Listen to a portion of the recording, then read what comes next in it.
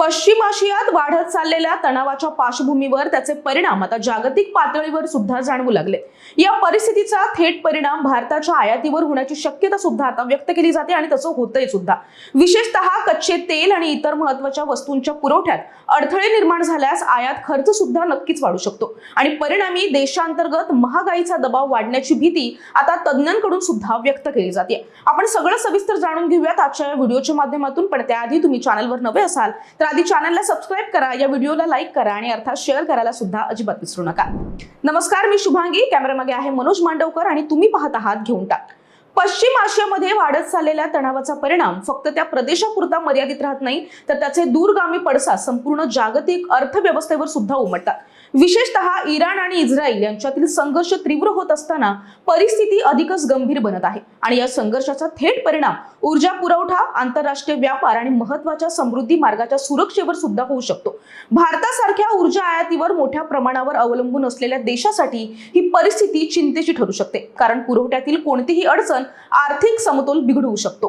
परिणामी अमेरिकेकडून लादण्यात आलेल्या निर्बंधावर सुद्धा भारत आणि इराण या दोन्ही देशांनी पर्यायी पद्धतीचा अवलंब करून आपले आर्थिक संबंध कायम ठेवण्याचा प्रयत्न केलाय आणि या माध्यमातून परस्पर सहकार्य टिकून ठेवत धोरणात्मक भागीदारी अधिक बळकट करण्यावर भर देण्यात आला।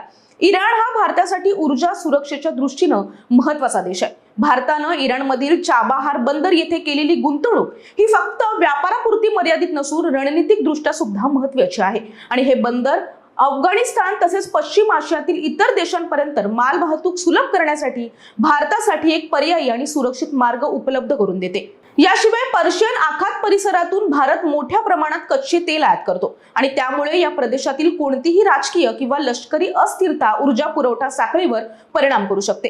परिणामी आयात खर्च वाढणं, इंधन दरामध्ये चढ उतार होणं आणि देशांतर्गत महागाईवर दबाव वाढणं अशी परिस्थिती निर्माण होण्याची शक्यता नाकारता येत नाहीये। या पार्श्वभूमीवर पश्चिम आशियातील अस्थिरता भारतासाठी थेट आणि दीर्घकालीन परिणाम करणारी ठरू शकते। भारत इराणकडून काय आयात करतो ते आपण एकदा ग्राफिक्सच्या माध्यमातून जाणून घेऊया। भारत आणि इराण यांच्यातील व्यापार प्रामुख्याने ऊर्जा आणि काही विशिष्ट वस्तूंवर आधारित आहे। सध्याच्या भूराजकीय तणावाच्या पार्श्वभूमीवर या आयातींचं महत्त्व अधिक अधोरेखित होतं। कच्चं तेल, भारत इराणकडून प्रामुख्याने कच्चं तेल आयात करतो। इराण पूर्वी भारताचा प्रमुख तेल पुरवठादार होता। सध्या आयात कमी असली तरी जागतिक बाजारात पुरवठा विस्कळीत झाल्यास तेलाचे दर वाढण्याची शक्यता असते आणि त्याचा थेट परिणाम पेट्रोल आणि डिझेलच्या किमतीवर होतो। पेट्रोकेमिकल आणि विविध रासायनिक उत्पादनं, याशिवाय पेट्रोकेमिकल आणि विविध रासायनिक उत्पादनं सुद्धा आयात केली जातात। प्लास्टिक, खत, औषध निर्मिती आणि उत्पादन क्षेत्रात वापरली जाणारी काही महत्त्वाची रसायनं इराणमधूनच येतात। पुरवठा साखळी खंडित झाल्यास उत्पादन खर्च वाढू शकतो आणि उद्योगांवर त्याचा परिणाम जाणवू शकतो। सुकामेवा आणि फळं, सुकामेवा आणि फळं हे सुद्धा आयातीतील महत्त्वाचे घटक आहेत।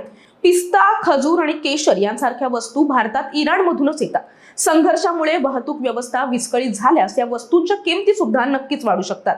सामुद्रधुनीचा धोका, हार्मुझ सामुद्रधुनीचा धोका सुद्धा अत्यंत महत्त्वाचा आहे। हार्मुझ सामुद्रधुनी हा जगातील सर्वात महत्त्वाच्या तेल वाहतूक मार्गांपैकी एक मानला जातो। भारताच्या कच्च्या तेल आयातींपैकी मोठा हिस्सा याच मार्गाने येतो। या मार्गात अडथळा निर्माण झाल्यास भारताच्या एकूण मासिक आयातीपैकी सुमारे 50% हिस्सा प्रभावित होऊ शकतो, ज्यामुळे आंतरराष्ट्रीय बाजारात तेल दर वाढण्याची शक्यता असते। शिपिंग आणि विमा खर्च वाढण्याची शक्यता, पश्चिम आशियातील तणाव वाढल्यास समुद्री मार्गांवरील जोखीम वाढते।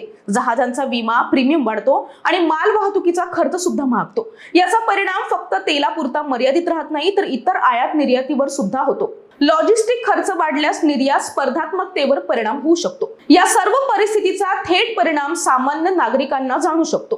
पेट्रोल, डिझेल, घरगुती गॅस, हवाई भाडं, वाहतूक खर्च, खाद्यतेल, पॅकेज्ड वस्तू आणि सुकामेवा यांचे दर वाढण्याची शक्यता असते। ऊर्जा महागल्यानं सर्व क्षेत्रांचा खर्च वाढतो आणि त्यातून महागाई वाढण्याची शक्यता निर्माण होते। हा व्हिडिओ तुम्हाला आवडला असेल तर नक्की लाईक करा, शेअर करायला अजिबात विसरू नका आणि हा व्हिडिओ तुम्ही शेवटपर्यंत पाहिला त्याबद्दल खूप खूप धन्यवाद।